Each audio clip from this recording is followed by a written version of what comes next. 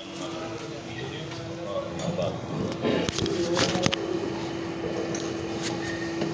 بالله من الشيطان الرجيم بسم الله الرحمن الرحيم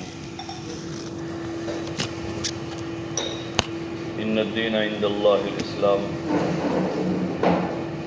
وقال تعالى ومن يبتغي غير الإسلام دينا فلن يقبل منه وهو في الآخرة من الخاسرين صدق اللہ العظیم۔ محترم دوست اور بزرگوں، آج عید کا دن ہے اور یہ ہمارے لیے خوشی کا شکر کا دن ہے کہ اللہ تعالیٰ نے رمضان کا مبارک مہینہ نصیب فرمایا اور اس میں بہت ساری طاعات کی، اسی نے اپنے فضل سے توفیق عطا فرمائی۔ نماز، روزہ، تراویح، تلاوت، صدقہ و خیرات اور رشتہ داروں کے ساتھ، پڑوسیوں کے ساتھ احسان، یہ ساری چیزیں اللہ کی طرف سے، اس کے فضل سے، اس کی توفیق سے ہوئی ہے۔ اس پر ہمیں اس کا شکر گزار بننا چاہیے اور اس کو اللہ کے وہاں قبول کروانا چاہیے۔ آج کی جو رات گزری وہ انعام کی رات تھی، جسے لیلۃ الجائزہ کہا جاتا ہے۔ پورے مہینے کے روزوں، تراویح اور دیگر اعمال کے بدلے میں اللہ کی طرف سے اس رات میں اپنے بندوں بندیوں کو انعام دیا جاتا ہے، اور سب سے بڑا انعام جو ہمارے لیے ہے وہ مغفرت ہے، جو اس رات میں ہوتی ہے۔ ہمارے سامنے چونکہ دنیا اور دنیا کے اسباب اور چیزیں ہیں، اس لیے اس طرف زیادہ ذہن نہیں جاتا کہ مغفرت کتنی بڑی چیز ہے۔ یہاں نظر مال پر، پیسوں پر، زمین جاگیر پر ہوتی ہے۔ جو فانی چیزیں ہیں ختم ہونے والی ہیں، اور مغفرت ایسی چیز ہے کہ جس کا نفع آدمی کو دنیا میں بھی ہے اور ہمیشہ کی آخرت کی زندگی میں بھی ہے۔ آدمی کی مغفرت ہو جاتی ہے، یہ بہت بڑی چیز ہے، بہت بڑی نعمت ہے۔ کوئی آدمی دنیا سے اس حال میں جا رہا ہے کہ وہ بخشایا ہے، اس کی مغفرت ہو چکی ہے، یہ بڑا خوش قسمت ہے، چاہے اپنے پیچھے 4 آنا چھوڑ کے نہیں گیا، لیکن بخشایا چلا گیا ہے۔ یہ جو رات گزری وہ مغفرت کی رات تھی۔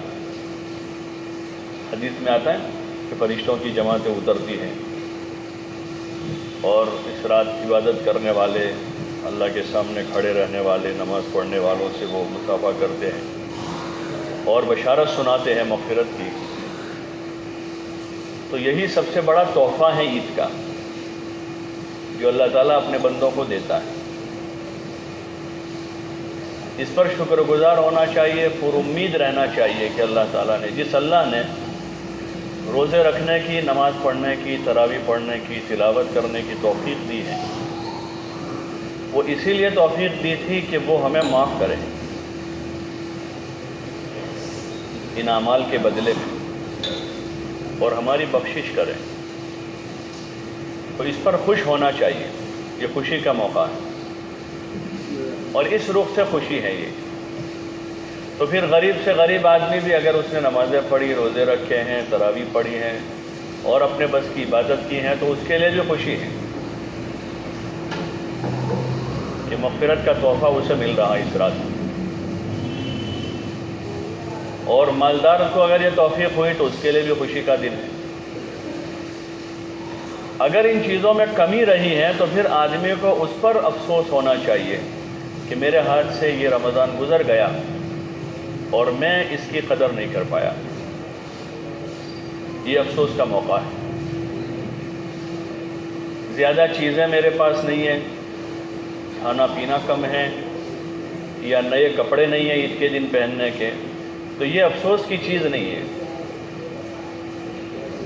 آدمی نئے پہنے، پرانے پہنے، اعلیٰ کوالٹی کے پہنے یا ادنا کوالٹی کے پہنے، کفن تو سب کا یکساں ہی ہوتا ہے۔ غریب کا انتقال ہو، مالدار کا ہو، अरब पति हो खरबपति हो, लेकिन कफन जो जिस ताके में से गरीब का कटता है उसी में से मालदार का भी कटता है। लेकिन उस कफन के साथ जो आदमी के साथ चीज़ें जाएगी वो उसके नेक अमल जाएंगे। तो आदमी के लिए खुशी का ये मौका है कि इसमें इंसान की मग़फ़िरत हो जावे और रमज़ान के रोज़ों का जो हासिल है वो तक़वा है कि आदमी को तक़वा नसीब हो जावे, अल्लाह का डर। और जैसे माह मुबारक में आमाल की पाबंदी के साथ रोज़ाना सुबह से लेकर शाम तक रोज़ा और फिर तरावी और दिन भर तिलावत और सदक़ा और खैरात और हमदर्दी और खैरख़ाही, तो ये सारी चीज़ें एक प्रैक्टिस थी, एक मश्क थी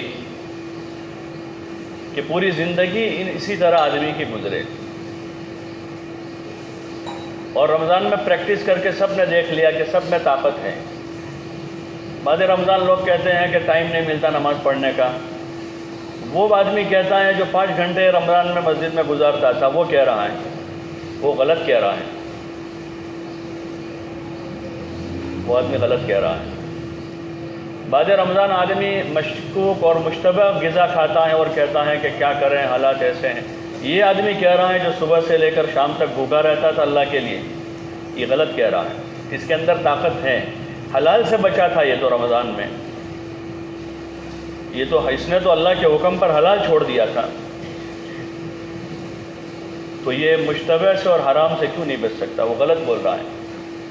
रमज़ान भर इसकी मश्क की है, लेकिन रमज़ान में हलाल छोड़ने की नीयत कर दी थी तो अल्लाह ताला ने उसको हलाल से भी अल्लाह के हुक्म से रुक कर उसको रोज़े का अजर दिया। और बाद रमज़ान गैर रमज़ान में ये नीयत नहीं करता छोड़ने की, इस वजह से मुश्किल है। तो रमज़ान जैसे पाबंदियों के साथ गुजारा, ईद आने पर हम आज़ाद नहीं हुए। मोमिन की आज़ादी तो मौत पर होगी, जब ईमान पर ख़ात्मा हो जाएगा अभी आज़ाद हो गया, नमाज से, रोज़ों से और सारे शरीयत के सारे बंधनों से आज़ाद। बीवी का हक़, बच्चों का हक़, रिश्तेदारों का हक़, पड़ोसियों का हक़, सारे हुकूक से आदमी आज़ाद हो जाएगा जिस दिन ईमान पर ख़ात्मा हो जाएगा। और सारा डर, खौफ और हर किस्म की तकलीफ़ें, बीमारियाँ, मुसीबतें, परेशानियाँ सब ख़त्म हो जाएगी जब ईमान पर ख़ात्मा हो जाएगा। कैंसर पेशेंट है तो उसका कैंसर ख़त्म, टीबी का मरीज़ है उसकी टीबी ख़त्म। डर और खौफ में ज़िंदगी गुजार रहा है, ईमान पर ख़ात्मा हो गया तो आदमी का डर ख़त्म, सारी चीज़ें ख़त्म हो जाएगी, अब सुकून ही सुकून हो जाएगा इसमें। तनज़्ज़लु अलैहिमुल मलाइका अल्ला तख़ाफ़ू वला तहज़नू व अबशिरू बिल जन्नति अल्लती कुन्तुम तुअदून, कि अल्लाह ताला की तरफ से फरिश्ते उसके पास उतरते हैं मौत के वक्त और उसको तसल्ली देते हैं कि अब न डरना है न घबराना है, ला तख़ाफ़ू वला तहज़नू, छूटने का कोई खौफ मत करो, आगे की मंजिल का कोई गम मत करो। वो अबशिरू बिल जन्नति अल्लती कुन्तुम तुअदून, और बशारत लो कि आगे तुमको वो जन्नत मिलने वाली है जिसका तुमको वादा किया गया था। तो सारे डर ख़त्म हो गए, सारी बीमारियाँ ख़त्म, सारी मुसीबतें, परेशानियाँ सब ख़त्म हैं कि अगर ख़ात्मा ईमान पर है। और अगर आदमी को कोई बीमारी नहीं है, कोई तकलीफ़ नहीं है, कोई खौफ नहीं है, कोई डर नहीं है, आयश व इशरत की ज़िंदगी है, राहत और आराम है, करोड़ों रुपये में खेल रहा है आदमी, सुबह शाम अय्याशी कर रहा है, लेकिन ईमान और अमल नहीं है उसके पास, तो उसका मुसीबत का दिन जो है उसकी मौत का दिन है, कि वहीं से उसकी मुसीबतों का दरवाज़ा खुल जाएगा। जो लामुतनाही होगा कभी ख़त्म नहीं होगा। तो हमारी असल ईद जो है वो है मोमिन की ईद का दिन, मौत का दिन है। इस दिन 500 फरिश्ते जन्नत से गुलदस्ते लेकर आए होंगे और जन्नत का बिस्तर उसकी कब्र में बिछाया जा रहा होगा और उसका इकराम और इस्तकबाल हो रहा होगा। ये असली खुशी का दिन है हमारा। ये जो ईद है इसमें हुजूर अलैहिस्सलातु वस्सलाम ने कुछ अमाल बताए कि यहाँ तो दुनिया में तो हमारी ज़िंदगी मौत तक जो है उसमें अमाल ही अमाल है। ये नहीं कि रमज़ान ख़त्म हुआ तो अब आज़ाद हो गए, 5 वक्त की पढ़ ली रमज़ान भर, अब एक भी नहीं पढ़ेंगे, या रमज़ान में बहुत पारे पढ़े रोज़ाना, अब आइंदा रमज़ान तक नहीं खोलेंगे। रमज़ान में सदका खैरात कर दिया, अब क्लोज़ कर दिया कि भाई पति क्यों। چندے والے جاتے کہ پتہ کیوں، کوئی غریب آتا ہے کہ بھائی میں نے دے دیے، تو وہ ایسا تھوڑا تھا کہ رمضان میں دروازہ کھلا تھا پہلے روزے کو اور 30 رمضان کو بند ہو گیا سارا، بلکہ پوری زندگی کی ایک مشق ہے رمضان کا یہ مبارک مہینہ۔ اس لیے روزوں کا جو حاصل ہے وہ تقویٰ ہے کہ آدمی اب تقوی کے ساتھ، جیسے رمضان میں پابندیاں کی، حلال سے بھی آدمی بچا رہا، ایسے اب غیر رمضان میں حرام سے بچا رہے، مشتبہ سے بچا رہے، اور جیسے رمضان میں لوگوں کے ساتھ غمخواری کی، ہمدردی کی، خیرخواہی کی، ایسے زندگی بھر آدمی غمخواری کرے، خیرخواہی کرے، اپنوں کے ساتھ، پرایوں کے ساتھ، رشتہ داروں کے ساتھ، پڑوسیوں کے ساتھ، جو اہل حقوق ہیں ان کے حقوق ادا کریں۔ کہ رمضان میں تو حق سے اوپر آدمی کسی کو افطار کرا رہا ہے، کسی کو صدقہ دے رہا ہے، کسی کو ہدیہ دے رہا ہے، کسی کو تحفہ دے رہا ہے، کسی کے گھر کچھ بھیج رہا ہے، تو رمضان جانے کے بعد یہ چیزیں ختم نہیں ہوگی۔ رمضان میں اس کی ہم نے مشق کی ہے سارے کاموں کی، تہجد پڑھی رمضان میں، صلاۃ التسبیح پڑھی ہے، تو یہ سارے کاموں کی ہم نے مشق کی، اور سب نے اپنی اپنی کیپیسٹی دیکھ لی کہ سب میں کتنی کیپیسٹی ہے، حرام سے بچنے کی نہیں، حلال سے بھی چھوڑنے کی کیپیسٹی ہے، تو حرام تو کیا چیز ہے، اور 5-6 گھنٹے مسجد میں گزارنے کی کیپیسٹی ہے، تو 5 نمازیں تو بہت تھوڑا وقت ہے، اور پتہ نہیں کتنا آدمی نے اپنے اعتبار سے صدقہ خیرات کیا ہے۔ تو سال بھر روزانہ کے حساب سے اپنی کمائی کا ایک حصہ آدمی متعین کرے کہ اپنی کمائی میں سے 5%، 10%، 20%، 25%، 50% وہ حصہ مجھے اللہ کے نام پر لگانا ہے سال بھر۔ زکوٰۃ تو بخیل سے بخیل آدمی پر ہے، جو 1 نمبر کا بخیل ہے اس کو 2.5% نکالنا ہے، باقی سخی جو ہے وہ تو اپنے مال میں سے جتنا چاہے اللہ کے نام پر خرچ کرے، اس کا اجر ہوگا، حساب نہیں ہوگا، جو اپنے اوپر خرچ کیا ہے اس کا حساب ہے، اور جو اللہ کے نام پر لگے گا اس کا اجر ہے۔ تو اپنی کیپیسٹی کا پتہ چلا ہے، تو ان سارے خوبیوں میں ہم نیت کریں، عزم کریں، ارادہ کریں کہ یہ رمضان جو ہوگا وہ ہماری زندگی کے بدلنے کا ذریعہ ہوگا۔ اب آئندہ ہماری زندگی بدلی ہوئی ہوگی سارے اعمال کے اعتبار سے، لوگوں کے ساتھ سلوک اور برتاؤ کے اعتبار سے، جیسے رمضان میں خیرخواہی کی، غمخواری کی ایک دوسروں کی، ایسے غیر رمضان میں بھی ہم کریں گے۔ جیسے رمضان میں جھگڑوں سے، لڑائیوں سے بچے رہے، ہر آدمی کوئی کیا لڑنے کا، رمضان کا مہینہ ہے تو اپنا حق چھوڑ کے آدمی چلا آتا ہے، ایسے زندگی بھر کا اصول بناوے کہ لڑائی نہیں کرنی کہیں بھی، لڑائی نہیں، شیطان سے زندگی بھر لڑائی رکھنے کی۔ ایک مضبوط بڑا دشمن ہمارا ہے جس سے مقابلہ موت تک رہے گا، اور اللہ نے اس سے دشمنی کرنے کا حکم دیا ہے، ان الشیطان لکم عدو فاتخذوہ عدوا، کہ شیطان تمہارا دشمن ہے، اس کو تم دشمن بناؤ، باقی کسی سے ہماری دشمنی نہیں ہے، سب ہمارے دوست ہیں، اور خصوصاً ایمان والے ہیں تو ان کے لیے تو صحابہ کی وہ صفت قرآن میں اجاگر کی، رحماء بینہم، کہ آپس میں ایک دوسروں پر بڑے رحم دل ہیں، ایک دوسروں کے ساتھ رحم، کہ کوئی لڑائی نہیں کسی سے، کوئی جھگڑا نہیں، اپنا حق چھوڑ دیں گے لیکن لڑائی نہیں کریں گے، اور اپنی ذات سے کوشش کریں گے کہ کسی کو تکلیف نہ پہنچے، کہ اپنی ذات سے، اپنی زبان سے، بہت سے لوگ ذات سے تکلیف نہیں دیتے، بہت اچھے ہوتے ہیں، ذات سے تو فائدہ پہنچاتے ہیں، لوگوں کو کام نکالتے ہیں، صدقہ خیرات کرتے ہیں، لیکن زبان ان کی جو ہے وہ تلوار سے زیادہ تیز ہوتی ہے، روزانہ پتہ نہیں کتنوں کو گھائل کرتی ہے، اور زبان کے ذریعے سے جو گھا لگتے ہیں نا وہ جلدی بھرتے نہیں ہیں۔ ہاں، آدمی خوب نمازیں پڑھتا ہے، روزے رکھتا ہے، تلاوت کرتا ہے، صدقہ دیتا ہے، لیکن زبان تیز ہے، یا بعض لوگوں کی زبان ٹھنڈی ہے، نرم ہے، لیکن ہنسی مذاق کے عادی ہے، مذاق میں لوگوں کو ایذا پہنچاتے ہیں، مذاق میں لوگوں کو زخمی کرتے ہو، کسی کا ٹھٹھا کر دیا، 5 آدمیوں کے درمیان میں کھڑا تھا، اس کا جا کر وہاں مذاق کر دیا، ٹھنڈے لہجے میں کیا ہے، غصے میں نہیں کیا، ہنسی کری ہے، لیکن اس کا ٹھٹھا ہوا ہے، یہ حرام کام ہے، ناجائز کام ہے، لا یسخر قوم من قوم، اس سے منع کیا ہے۔ تو جیسے رمضان میں گناہوں سے اور بری چیزوں سے اپنے آپ کو بچایا ہے، ایسے عید کے دن بھی اس کی پابندی کر کے اب آگے زندگی بھر کے لیے اس کی نیت کریں، ارادہ کریں کہ ہمیں اپنی زندگی کو ٹھیک کرنا ہے۔ کسی سے لڑائی نہیں ہے، بلکہ ہمیں خیرخواہی کرنے کا حکم دیا ہے ہر ایک کے ساتھ، اور درگزر کا حکم دیا ہے۔ سل من قطعک، جو تم سے توڑے تم ان سے جوڑو۔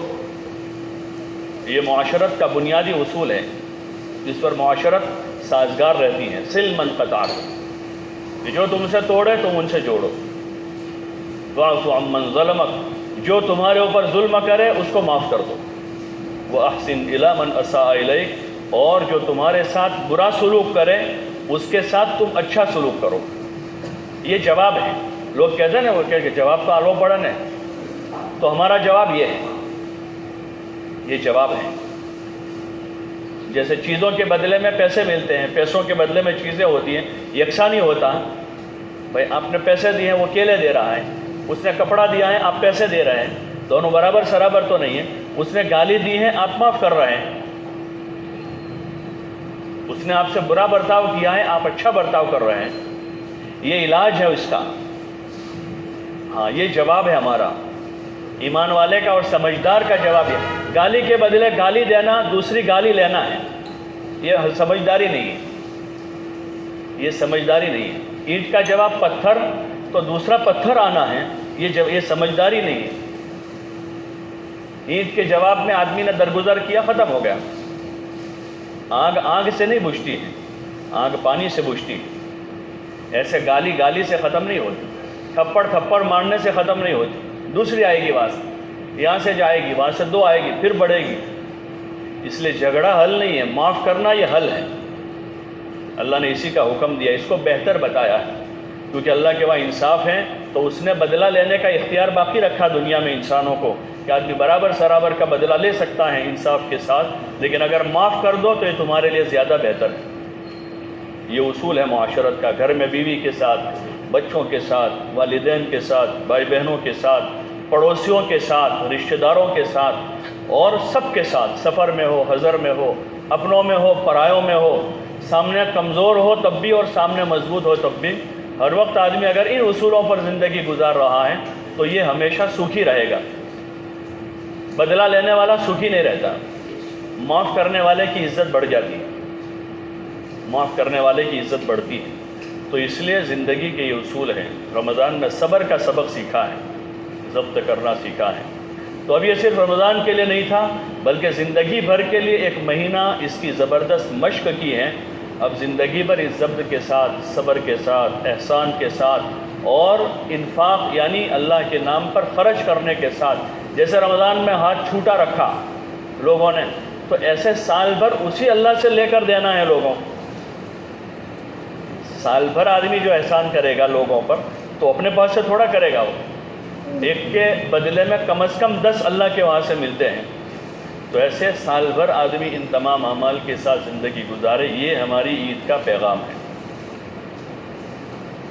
یہ عید کا اصل پیغام ہے، یہ عید کا اصل سبق ہے، جو ہمیں یہ سبق سب کو دینا ہے، اپنے گھر میں بھی، اپنے محلے میں اور پوری دنیا میں سب کو یہ پیغام۔ یہ عید مبارک ہے اصل، خالی الفاظ سے عید مبارک نہیں ہو جاتی کہ الفاظ کی بھرمار آدمی کرتے، پتہ نہیں کتنے قسم کے جملے چن کر لاوے، اور یہاں عید مبارک کا پیغام بھیجو اور وہاں اس کی غیبت کریں، یہ عید مبارک ہے۔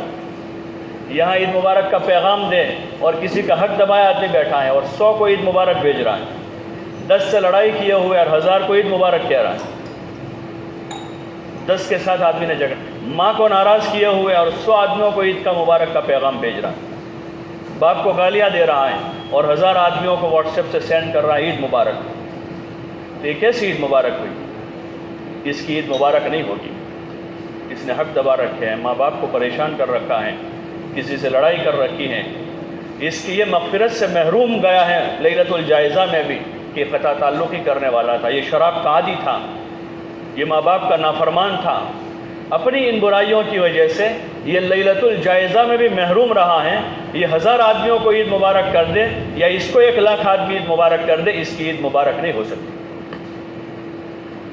کیسے عید مبارک ہو سکتی ہے؟ مبارک عید کا پیغام تو یہ ہے کہ آدمی رشتے ناطے تو جو توڑے ہوئے ہیں جوڑ لے، حق دبایا ہوا ہے آدمی حق دے دے، ماں باپ کو پریشان کیا ہوا ہے ان کے پیر پکڑ لے، ان کو راضی کر لے۔